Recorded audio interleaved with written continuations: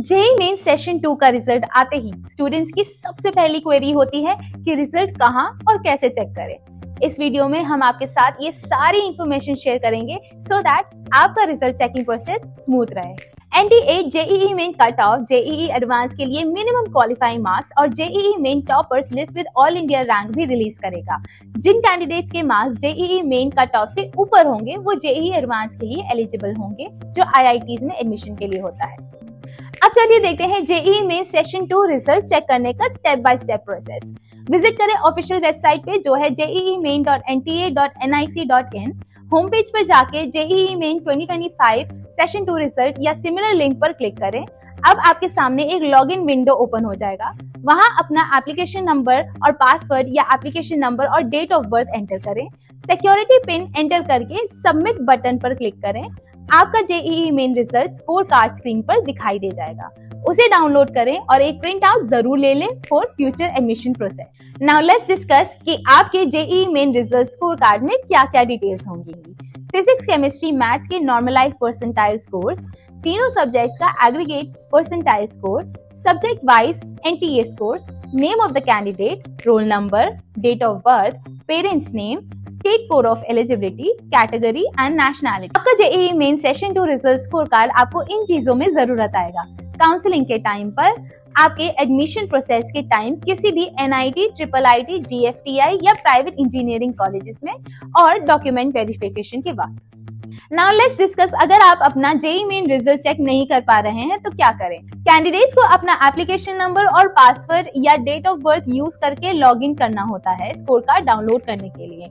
अगर फिर भी आप रिजल्ट एक्सेस नहीं कर पा रहे हैं तो एक बार अपने लॉगिन क्रेडेंशियल्स दोबारा चेक करें।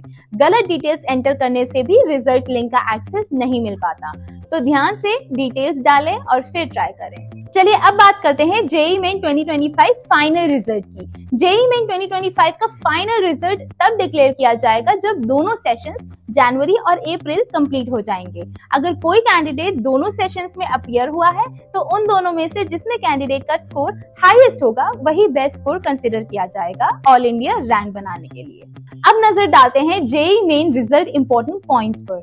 जेईई मेन रिजल्ट जो एनटीए के थ्रू पब्लिश किया जाएगा वो फाइनल होगा और उसे चैलेंज नहीं किया जा सकता।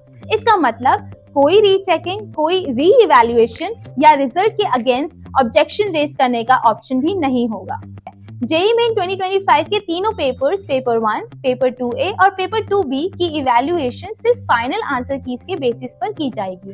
आफ्टर अप्लाइंग फाइनल आंसर की, फाइनल मार्क्स जो किसी कैंडिडेट्स ने स्कोर किए हैं वही यूज किए जाएंगे परसेंटाइल कैलकुलेट करने के लिए और वही फाइनल रिजल्ट में रिफ्लेक्ट होंगे।